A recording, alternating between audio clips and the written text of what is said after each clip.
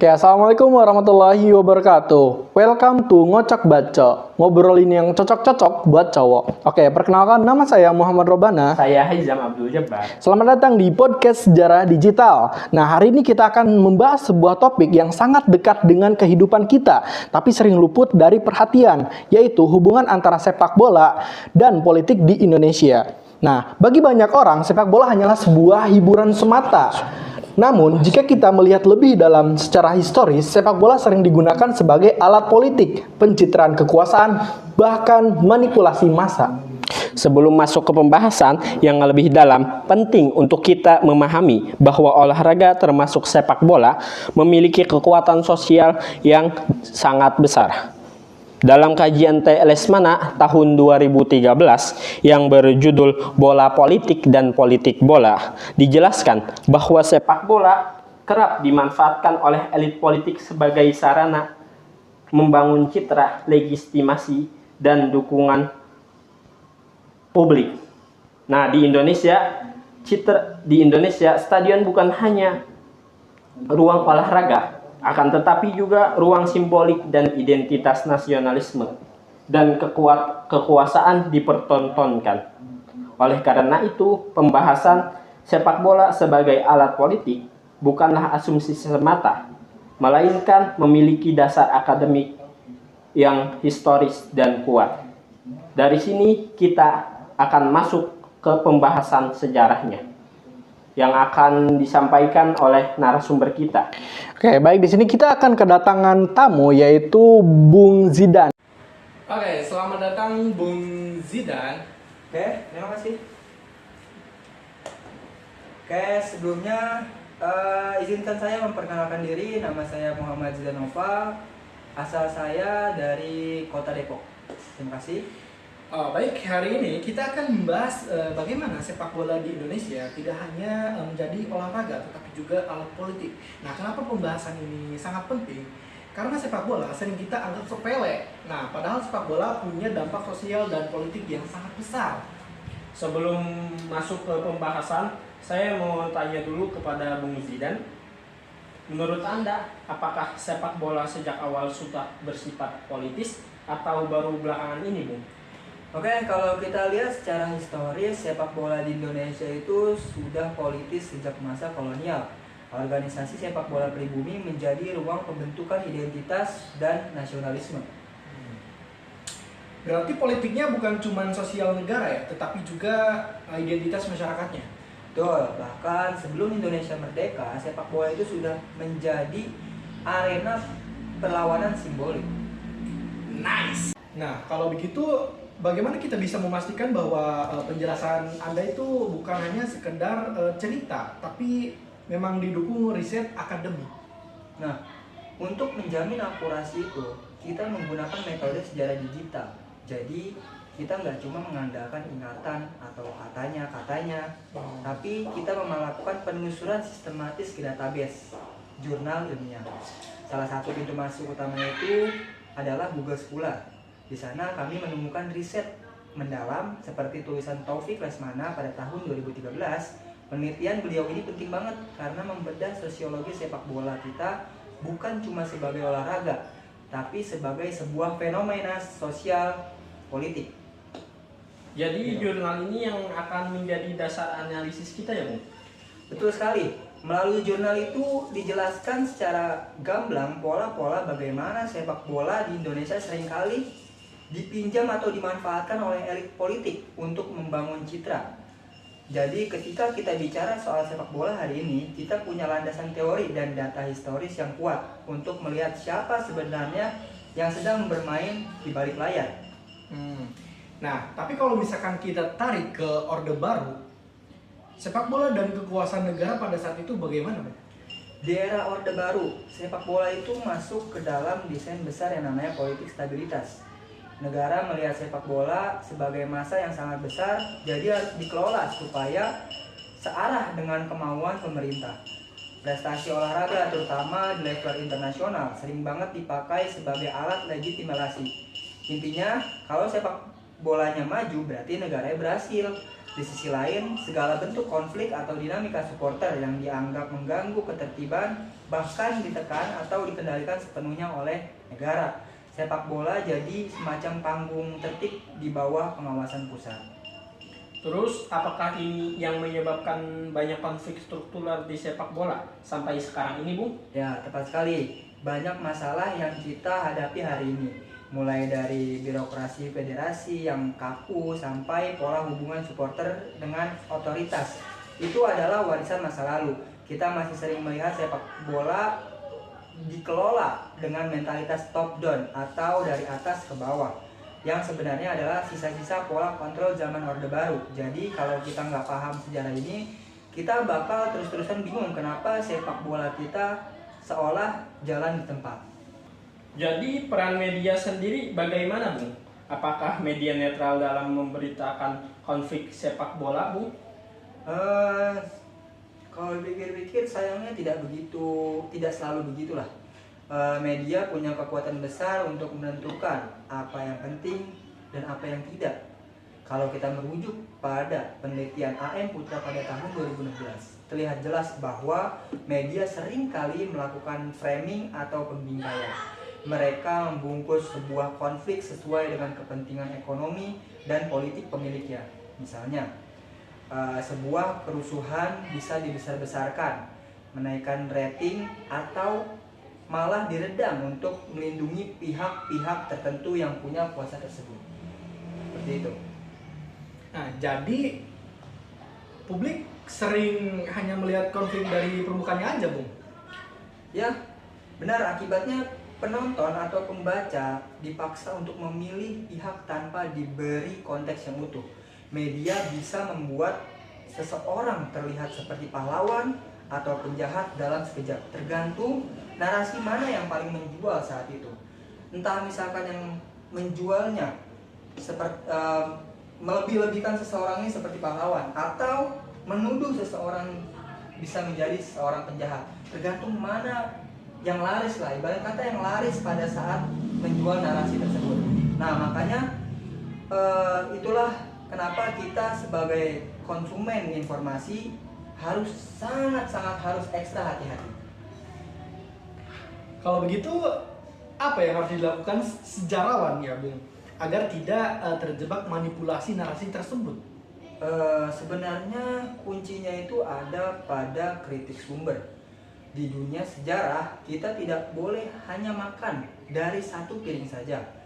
Nah, seorang sejarawan harus melakukan triangulasi data. Artinya, kita bandingkan dengan antara arsip visual, jurnal akademik, dan pemberitaan media dari berbagai sudut pandang. Kita cari di mana titik temunya dan di mana perbedaannya. Kalau ada satu berita yang sangat bombastis tapi tidak didukung oleh data arsip atau riset ilmiah, disitulah kita harus curiga. Jadi ini yang disebut verifikasi sumber digital ya, Bung? Betul. Kalau bisa dibilang verifikasi ini adalah rent kita. Sebelum kita menyebarkan sebuah cerita sejarah atau opini tentang sepak bola, kita cek dulu nih, siapa yang bicara, apa kepentingannya, dan ada nggak bukti pendukungnya. Nah, dengan begitu sejarah bukan lagi sekedar alat manipulasi, tapi jadi alat untuk mengungkap kebenaran. Tadi kan kita sudah bedah tuntas ya, Bung, dari era kolonial sampai era Orde Baru. Nah, yang serba terkontrol. Pertanyaan saya, setelah kita masuk era reformasi, apakah sepak bola Indonesia itu benar-benar sudah merdeka dan lepas dari intervensi publik, Bung? Secara jujur ya, jika kita lihat secara struktural, jawabannya tidak sepenuhnya. Reformasi memang berhasil meruntuhkan sistem kontrol satu pintu dan membuka ruang yang lebih demokratis. Tapi di sisi lain, elit politik kita masih melihat sepak bola sebagai aset yang terlalu menggiurkan untuk dilepaskan begitu saja. Kepentingan politik itu tidak hilang, dia hanya berganti wajah saja. Cukup menarik. Oh, kalau misalkan dulu intervensinya terang-terangan lewat instruksi negara ya. Nah, kalau sekarang bentuk main di belakangnya itu seperti apa, Bu? Untuk sekarang mainnya itu lebih halus dan tersebar. Intervensi bisa masuk lewat jalur pendanaan klub, di mana tokoh politik menjadi penyokong dana utama atau melalui perebutan posisi strategis di federasi. Bahkan ada simbolis antara pemilik klub yang juga pemilik media dengan partai politik tertentu. Jadi sepak bola kita sering kali terjebak dalam jaring laba-laba kepentingan yang bikin urusan prestasi kadang dinomor dua kan setelah urusan popularitas. Berarti seperti federasi saat ini ya Bung ya? Ya kita melihat saja seperti yang saat ini aja. Oke. Nah, kalau kita bicara soal aset kan ya, jumlah supporter kita itu jumlahnya jutaan dan punya militansi luar biasa. Nah, apakah masa supporter ini juga ikut jadi target bidikan politik, Bu? Sudah pastinya. Pastinya supporter itu bukan sekedar penonton. Mereka adalah kelompok sosial dengan solidaritas organik yang sangat kuat. Dalam ilmu sosiologi, massa yang solid adalah modal politik yang besar. Elit politik sadar betul bahwa satu instruksi atau satu simbol di stadion bisa menggerakkan ribuan orang. Mobilisasi ini bisa terjadi secara langsung, misalnya saat kampanye atau secara simbolik, seperti politisi yang tiba-tiba sok akrab atau memiliki atribut klub tertentu mendapatkan simpati dan suara dari basis supporter tersebut. Berarti selama ini kita salah sangka ya Bung? Stadion itu ternyata bukan cuma ruang olahraga yang steril untuk cari keringat, tapi juga ruang publik yang sangat politis. Tepat sekali, stadion itu adalah mikrokosmos dari masyarakat kita. Di sana ada ekspresi kegembiraan, ada protes sosial, dan ada juga perebutan pengaruh. Jadi stadion adalah ruang publik yang sangat politis. Memahami sepak bola Indonesia tanpa memahami politik di belakangnya itu ibarat membaca buku tapi cuma sampai di halaman daftar isi. Yang artinya kita nggak akan pernah tahu isi cerita yang sebenarnya. Seperti itu. Oke.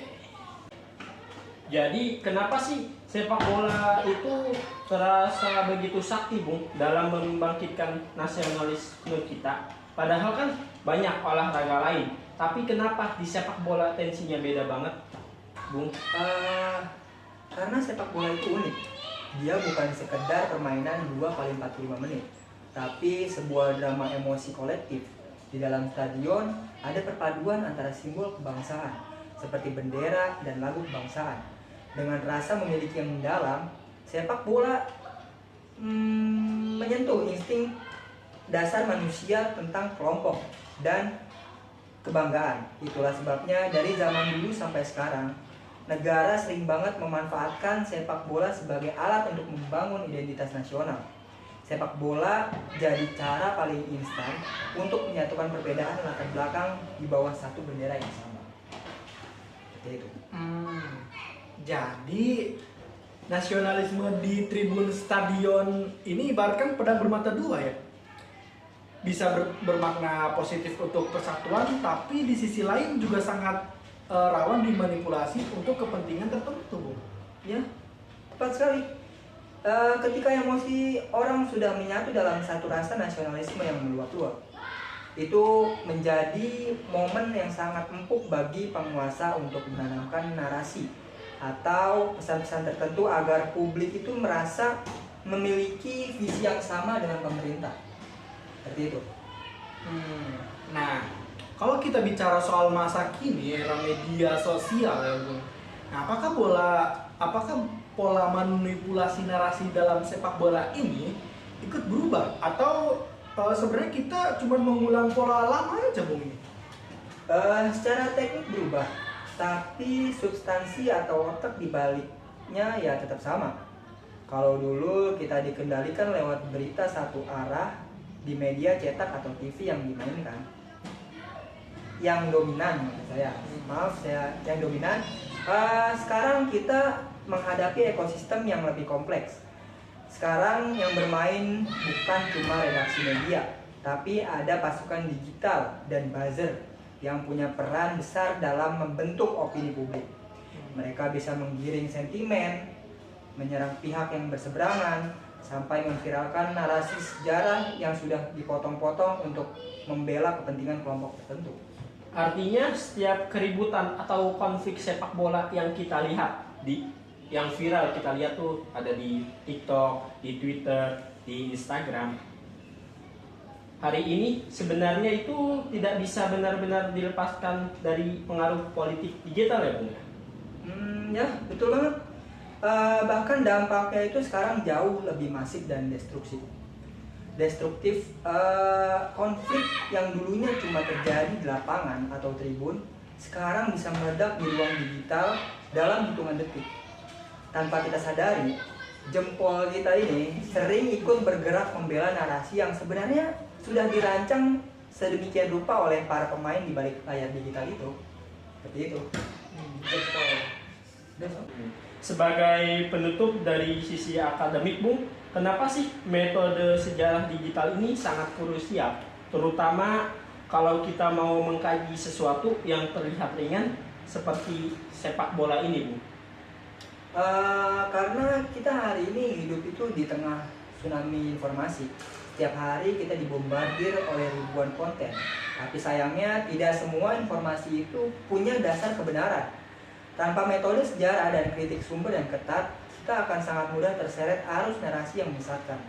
Metode ini bukan cuma buat sejarawan di kampus, tapi semacam alat pertahanan diri bagi kita semua agar tidak mudah termakan hoaks yang dibungkus oleh label sejarah. Tambahan juga dari saya, sejarah digital itu sebenarnya adalah filter. Dia membantu kita untuk memilah mana yang merupakan opini pribadi, mana yang murni propaganda kepentingan, dan mana juga yang benar-benar fakta sejarah yang bisa dipertanggungjawabkan. Dengan digitalisasi arsip, kebenaran jadi lebih terbuka untuk diakses siapa saja, asal kita tahu cara mencarinya dengan benar. Seperti itu. Luar biasa. Oke, dari obrolan panjang ini kita belajar satu hal. Nah, bahwa sepak bola Indonesia itu bukan sekedar urusan 22 orang mengejar bola di lapangan hijau. Nah, sepak bola adalah cermin jujur dari relasi kekuasaan yang terjadi di negara ini. Dan ternyata dengan memahami sejarah sepak bola, kita juga diajak untuk memahami bagaimana mesin politik bekerja di tengah masyarakat kita, baik itu masa kolonial atau Orde Baru hingga era digital sekarang ini. Sebagai penutup, penting bagi kita untuk melihat sepak bola secara lebih kritis. Mencintai sepak bola tidak berarti menutup mata terhadap politik di baliknya. Justru dengan memahami sejarahnya, kita bisa menjadi penonton yang lebih sadar dan warga negara yang lebih kritis. Sepak bola bukan sekadar soal gol dan trofi, tetapi juga soal siapa yang mengendalikan cerita.